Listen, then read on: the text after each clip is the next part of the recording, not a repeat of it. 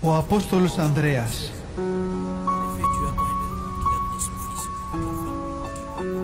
Ψαράς στο επάγγελμα και αδελφός του Αποστόλου Πέτρου. Ήταν από τη Βυσσαϊδά της Γαλιλαίας και τον πατέρα του τον έλεγαν Ιωνά. Επειδή κλήθηκε από τον Κύριο πρώτος στην ομάδα των μαθητών, ονομάστηκε Πρωτόκλητος.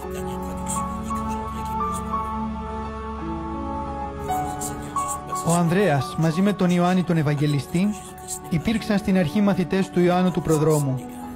Κάποια μέρα μάλιστα που βρισκόντουσαν στις όχθες του Ιορδάνη, ο πρόδρομος τους έδειξε τον Ιησού και τους είπε: «Είδε ο αμνός του Θεού, ο αίρον την αμαρτίαν του κόσμου». Και οι δύο απλοϊκοί εκείνοι ψαράδες συγκινήθηκαν τόσο πολύ που χωρίς κανένα δισταγμό και καμιά επιφύλαξη άφησαν αμέσως το διδάσκαλό τους και ακολούθησαν τον Ιησού Χριστό.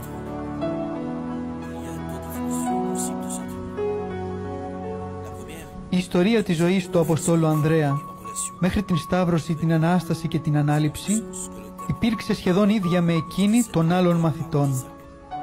Μετά τον σχηματισμό της πρώτης εκκλησίας, ο Ανδρέας κήρυξε στη Βυθινία, Εύξηνο Πόντο, Θράκη, Μακεδονία και Ήπειρο.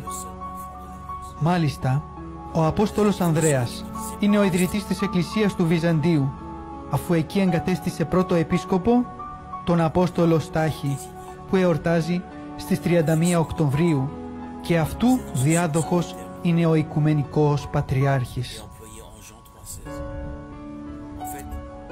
Στην Αχαΐα η διδασκαλία του καρποφόρησε και με τις προσευχές του θεράπευσε θαυματουργικά πολλούς ασθενείς.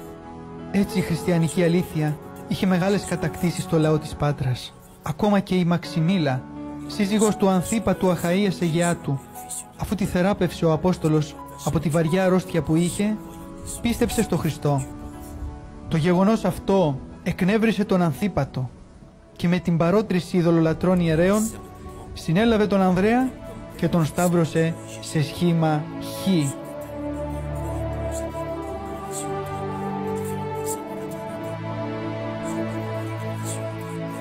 Έτσι ο Απόστολος Ανδρέας παρέστησε τον εαυτό του στο Θεό δόκιμον εργάτην, δηλαδή δοκιμασμένο και τέλειο εργάτη του Ευαγγελίου. Οι χριστιανοί της Αχαΐας θρήνησαν βαθιά το θάνατό του.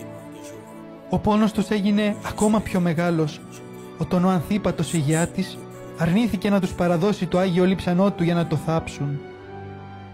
Ο Θεός όμως οικονόμησε τα πράγματα. Την ίδια μέρα που πέθανε ο Άγιος, ο ηγιάτης τρελάθηκε και αυτοκτόνησε. Οι χριστιανοί τότε με τον επίσκοπό του στο Στρατοκλή, πρώτο επίσκοπο των πατρών,